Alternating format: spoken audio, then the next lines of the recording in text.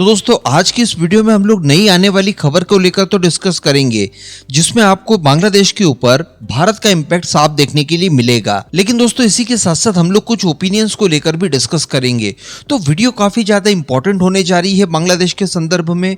आपसे रिक्वेस्ट रहेगी कि एकदम अंत तक इस वीडियो को जरूर देखते रहिएगा, साथ ही अपने खुद के इस चैनल को सब्सक्राइब जरूर कर लीजिएगा। देखिए, बांग्लादेश की स्थिति इस समय देखने पर ऐसा लग रहा है कि मोहम्मद यूनुस अपनी बेटी मोनिका यूनुस को बांग्लादेश के पीएम के तौर पर सेट करना चाहता है। वैसे भी वहां पर ज्यादातर ट्रेंड देखने के लिए मिला है, खालिदा जिया हो या फिर शेख हसीना हो, महिलाओं ने काफी लंबे समय तक बांग्लादेश के ऊपर शासन किया है। इसी वजह से भारत के साथ साथ कई और ताकतों के द्वारा जब मोहम्मद यूनुस के ऊपर इस बात का प्रेशर बनाया जा रहा है कि आप इलेक्शन करवाइए, तो वो इस समय इलेक्शन कराने के मूड में नहीं है। संभवतः यहाँ पर वो पहले बांग्लादेश के अंदर एक माहौल तैयार करने की कोशिश कर रहा है अपने खुद के पक्ष में, ताकि उसका एडवांटेज लेते हुए वो अपनी बेटी को बांग्लादेश के पीएम के तौर पर स्थापित कर दे। इसके पीछे के आप लॉजिक जानिए। देखिए, बांग्लादेश हो, पाकिस्तान हो या फिर आप मालदीव का एग्जांपल ले लीजिए, मलेशिया ले लीजिए, इन सभी इस्लामिक राष्ट्रों में अगर आपको वहां की जनता के अंदर गुडविल बनानी है, उनका समर्थन हासिल करना है, तो आप भारत, अमेरिका और इजराइल जैसे देशों के बारे में अनाप शनाप बातें कहिए, बेवजह के प्रोटेस्ट करवाइए, फिर आप देखिएगा कि एक बहुत बड़ा हुजूम आपके साथ भेड़ चाल चलते हुए शामिल हो जाएगा। आप जैसा कहेंगे वो वैसा करने के लिए बाध्य हो जाएगा। अब मोहम्मद यूनुस की गतिविधियां अगर देखी जाए तो देखिए, वो इलेक्शन तो नहीं करवा रहा है, लेकिन इलेक्शन ना करवाने से ठीक पहले वो भारत हो या फिर इजराइल हो, दोनों के खिलाफ लगातार एक के बाद एक मूवमेंट अपने यहाँ पर करवा रहा है। मतलब आपको अचानक देखने के लिए मिलेगा कि यार भारत और इजराइल ने बांग्लादेश के खिलाफ कुछ भी नहीं किया, लेकिन इसके बावजूद इन दोनों देशों के खिलाफ जो प्रोटेस्ट वगैरह हैं वो बहुत ज्यादा तेजी से बढ़वा दिए जाते हैं।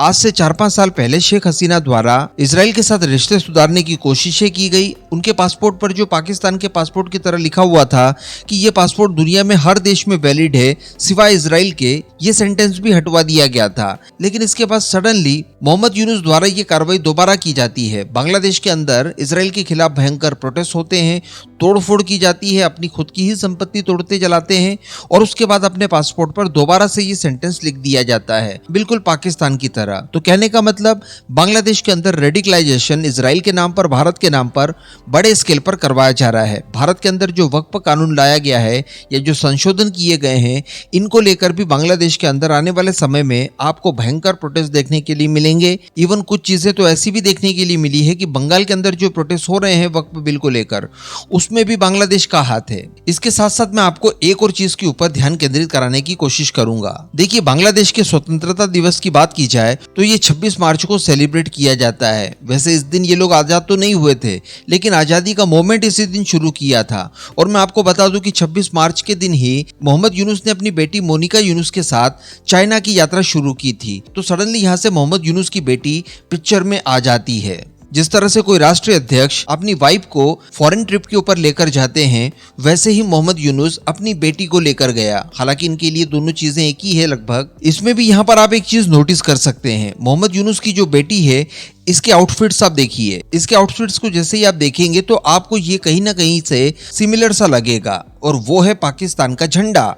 यहाँ पर अगर आप स्टार और मून भी लगा देते हैं तो ये हूबहू पाकिस्तान का फ्लैग बन जाता है। और इस बात को लेकर नोटिस केवल मैंने ही नहीं बल्कि बांग्लादेश के अंदर भी कई सारे जो न्यूट्रल पत्रकार हैं, जो कि बांग्लादेश की बेहतरी चाहते हैं और मोहम्मद यूनुस का ये जो रेडिकलाइजेशन वहां पर चल रहा है इसे स्वीकार नहीं करते, उन्होंने भी इस चीज को नोटिस किया। और अपने इंडिपेंडेंस डे के दिन ही ये चाइना के विजिट पर जाता है अपनी बेटी को इस तरह के आउटफिट्स पहनाकर। उसके बाद ही वहां पर पहुंचकर ये भारत की चिकन नेक और नॉर्थ ईस्ट के राज्यों के बारे में बात करता है, उन्हें कार्ड देने की बात करता है।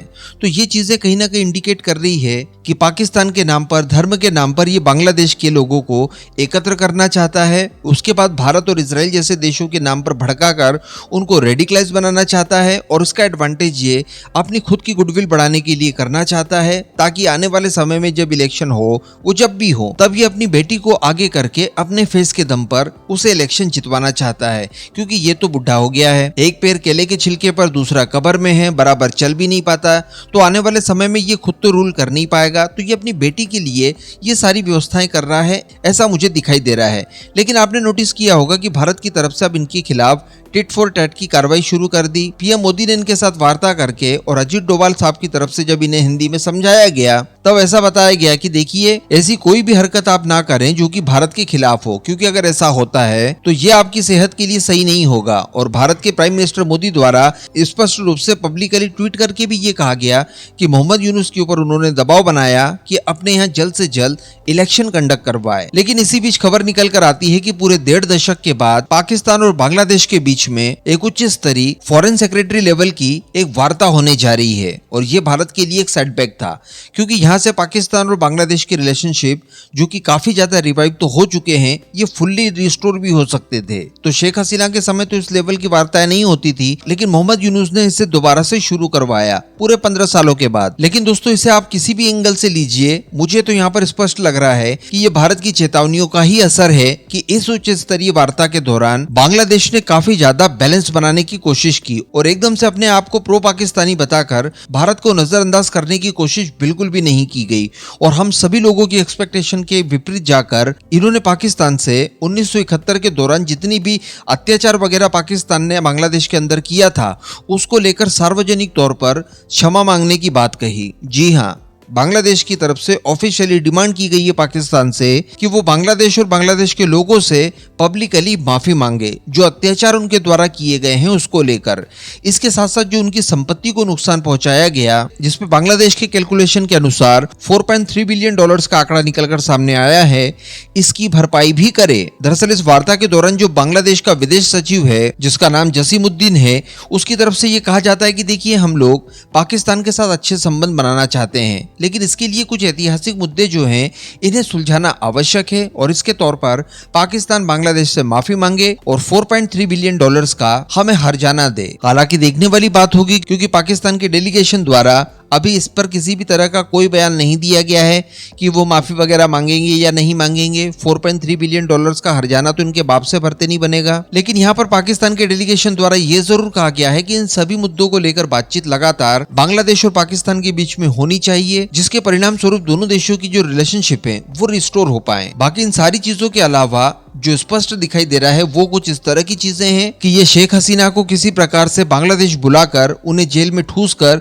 या उनको असासिनेट करके रास्ते से हटाने की कोशिश करेंगे। इसके साथ साथ खालिदा जिया को तो इन्होंने पहले ही यूके भगा दिया है। बिल्कुल नवाज शरीफ जैसा कांड हुआ है। इलाज के बहाने खालिदा जिया यूके गई और अभी तक वापस नहीं आई है। बताया ये जा रहा है जरूर कि अप्रैल के मध्य तक वो बांग्लादेश आ सकती है, लेकिन कोई भी संकेत इसको लेकर अभी तक देखने के लिए नहीं मिले हैं। तो कहने का मतलब मैदान पूरा साफ है। अगर ये वहां के लोगों को भड़काकर अपनी गुडविल अच्छी बना लेता है इजराइल और भारत की खिलाफत करके, तो निश्चित तौर पर ये अपनी बेटी को आगे बढ़ाने की कोशिश जरूर करेगा। वैसे मुझे एडिटिंग करते हुए ये ध्यान आया कि हो सकता है पाकिस्तान से माफी मंगवाने वाला दाव इसने इसलिए भी चला हो ताकि वो सारे समर्थक जो कि अभी तक पाकिस्तान के अगेंस्ट रहे हैं और इसी वजह से वो लोग शेख हसीना को जितवाते आए, उनके ट्रेडिशनल वोटर्स रहे हैं, उनको अपने पाले में करने के लिए कुछ हद तक इन्होंने पाकिस्तान को भी आड़े हाथ लेने की कोशिश की, ताकि वो वोटर्स भी इनके झांसे में आ जाए और इनकी बेटी के लिए एक्चुअली रास्ता पूरी तरह से साफ हो जाए। इस पूरे मुद्दे पर अब आपका क्या मानना है नीचे कमेंट करके जरूर बताइएगा।